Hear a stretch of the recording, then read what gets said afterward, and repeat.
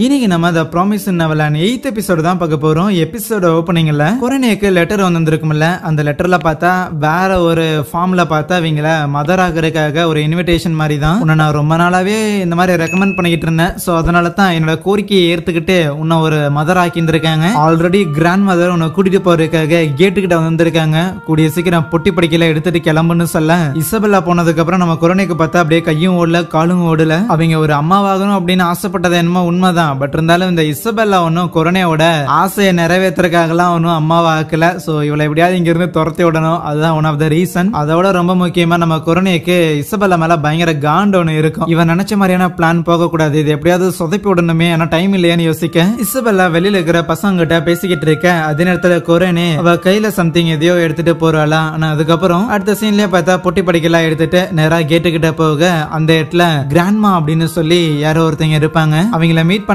கொரோனேவும் grandma உங்ககிட்ட ஒரு முக்கியமான விஷயம் சொல்லணும்னு சொல்லி ஒரு லெட்டர் ஒன்னு எடுக்க இங்க சாப்பிட்டு இருக்கும் போது ஆமா இந்த கொரோனே சிஸ்டர் எங்க போனாங்க அப்படின்னு சொல்லி பசங்க எல்லாரும் ஒரு மாதிரி பேசிக்கிட்டு இருக்க. எங்க போனா அப்படின்னு ரேக்கு லைட்டா டவுட் வருதா. இங்க கொரோனேவும் பார்த்தா அந்த லெட்டரை அந்த கிராண்ட்மா கிட்ட கொடுத்துருப்பாங்க. அதை கொடுத்துட்டு கண்டிப்பா இங்க இருக்கிற ஸ்மார்ட்டான ஏதோ பசங்களுக்கு இங்க ஏதோ ஒரு பிரச்சனை இருக்குதுன்னு தெரியும், அவங்க இங்க இருந்து எஸ்கேப் ஆகிறதுக்காக முயற்சி பண்றாங்க. ஆனா அது என்ன பிளான் என்ன ஏதுன்னு எனக்கு தெரியல, ஆனா கண்டிப்பா முயற்சி பண்றாங்க அப்படின்னு சொல்லும் போது அதுக்கு அந்த கிராண்ட்மா என்னன்னா பண்ணா பண்ணிட்டு போறாங்க. எல்லா சிச்சுவேஷனும் இசபெல்லாவோட கண்ட்ரோலுக்கு கீழே இருக்குது அப்படின்னா பிரச்சனை கிடையாது. ஏன் நான் ஒரு டைம்ல அம்மாவா இருக்கும்போது கூட ஒரு பொண்ணு எஸ்கேப் ஆக ட்ரை பண்ணா, அந்த செவரு மேலாம் ஏறிட்டா. ஆனா அதுக்கப்புறம் தான் அவளால தப்பிக்க முடியாதுங்கிற விஷயமே அவளுக்கு தெரிய வந்துச்சு. இன்னும் சொல்ல போனா இசபெல்லாவா இருக்கட்டும் அவளோட இந்த ஒரு ஃபார்மா இருக்கட்டும், இது ரெண்டுமே எனக்கு ரொம்ப முக்கியம். இசபெல்லாவை உன்னால ரீப்ளேஸ் பண்ணவே முடியாது. அவளை விட்டுட்டு உன்னை அவளுக்கு பதிலாக இங்க ஒரு அம்மா ஆக்குவேன் அப்படின்னு எதிர்பார்க்காத. அவளுக்கு நீ ஏதோ இடைஞ்சலா இருக்கிற போல, அதனால தான் உன்னை துரத்தி விடணும்னு நினைச்சிருக்கா. அதனால தான் உன்னை நாங்க கூட்டு போக வந்திருக்கோம். வேற எந்த ஒரு ஃபார்ம்ல ப்ரொடியூஸ் பண்ற குழந்தைங்களை விடவும் இசபெல்லா ப்ரொடியூஸ் பண்ற குழந்தைங்க தான் பயங்கர தரமா இருக்கு. அதனால கண்டிப்பா இது இருந்துதான் ஆகணும்னு சொல்லிட்டு அவங்க இருட்டுல மறைஞ்சு போக ஐயோ அப்படின்னா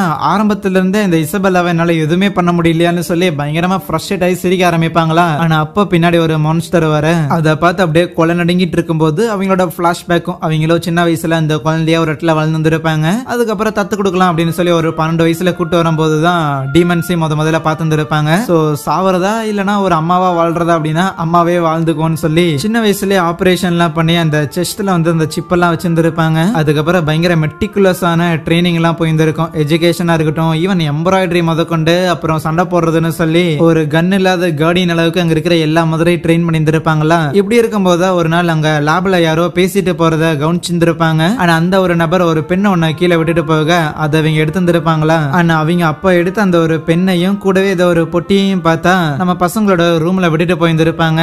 சோ எப்படியாவது இங்க இருந்து எஸ்கேப் ஆயிருங்க, நீங்க தான் ஓடி பிடிச்சு விளையாடுறதுல பயங்கர கில்லாடியாச்சு, எஸ்கேப் ஆகி தொலைங்கடா அப்படிங்கிற மாதிரியான ஒரு மைண்ட் செட்டோட தான் அவங்க பொட்டி படிக்கல எடுத்து வந்திருப்பாங்க. இப்ப அந்த டீமன் இங்க வந்திருக்கும்ல, அது அவங்க நெஞ்சில ஏதோ ஒரு பூ ஒண்ணு சொருகி விட்டு அதே இடத்துல அவங்க சாப்டரையும் காலி பண்ணிடுது. அதுவே இசபெல்லா ரூம்ல இருக்கும்போது ரே வந்துட்டு ஓகே உங்களை மர்டர் பண்றதுக்காக கெமிக்கல்லாம் வச்சிருந்தானுங்களே அதை போய் ரீப்ளேஸ் பண்ணலாமா அப்படின்னு சொல்லி கூட்டிட்டு போக இந்த கேப்ல தான் எம்மாவும் நார்மனும் அந்த செவரு ஏறதுக்காக போறாங்க. ஆனா அதே நேரத்துல டானும் கில்டாவும் அங்க ஜன்னல் பக்கத்துல வெயிட் பண்ணிட்டு இருப்பாங்க. நம்ம ரே வந்து ஏதாவது சிக்னல் கொடுப்பானா அவங்களை எச்சரிக்கலாம்னு வெயிட் பண்ணிட்டு இருக்க. படியில ஏறிட்டு இருக்கும்போது இசபெல்லா நான் கொரோனையை இங்கிருந்து துரத்தி விட்டுட்டேன்னு சொல்லும்போது ரேக் அதை கேட்டோன்னே பயங்கர ஷாக்கு. நேரா அந்த கொரோனையோட ரூமுக்கே போயிருவானா. பின்னாடியே வந்து அந்த இசபெல்லாவும் ஓகே ஃபைன் இனிமேல எனக்கு உதவியும் தேவையில்லை, நீயும் எனக்கு ஒண்ணு ஹெல்ப் பண்ணணும் அப்படிங்கிற அவசியம் கிடையாதுன்னு சொல்லும்போது ஏன் அப்படி பேசுறீங்கன்னு சொல்லிட்டு முடிஞ்ச அளவுக்கு நம்ம ரே அப்படியே அவுட் பர்ஸ்ட் ஆயிட்டு அவங்களை ஆக்குபை பண்றதுக்காக ட்ரை பண்ணிக்கிட்டு இருப்பானா. ஆனா அவங்க என்னன்னா டே நீ எனக்கு தேவை கிடையாதுடா, இவ்வளவு நாளா நீ நல்லா யூஸ்ஃபுல்லா இருந்திருக்கா எனக்கு தெரிய வரும், நீ ஒரு டபுள் ஏஜென்ட்டா இருந்தாலுமே பரவாயில்ல யூஸ்ஃபுல்லா இருக்கிற அப்படின்னு நான் நினைச்சுக்கிட்டு இருந்தேன். ஆனா இதுக்கு மேல உன்னோட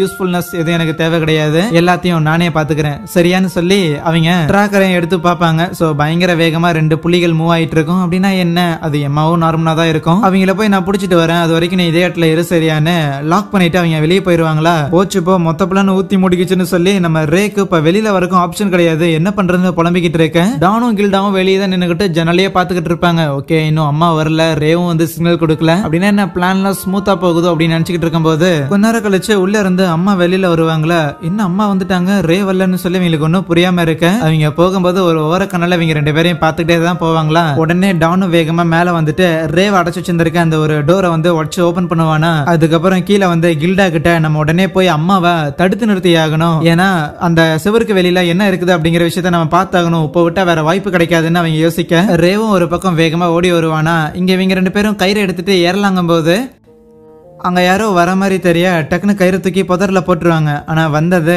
நம்ம இசபெல்லாவா இருக்குமா? எப்படி ஹவுஸ் இட் பாசிபிள்னு சொல்லி ஒன்னும் புரியாம இருக்கும்போது இருந்தாலும் கொஞ்சம் நார்மலா பேசுறதுக்காக நம்ம எம்மா அப்புறம் அம்மா என்ன பண்றீங்க அப்படின்லாம் கேட்க அதுக்கு இசபெல்லா என்னன்னா 10 வருஷம் இருக்குமா நீங்க வந்து இந்த 10 வருஷத்துல ஒரு தடவை கூட என்னமா அப்புறம் எப்படி இருக்கிறீங்க அப்படிலாம் நீ கேட்டதே கிடையாது.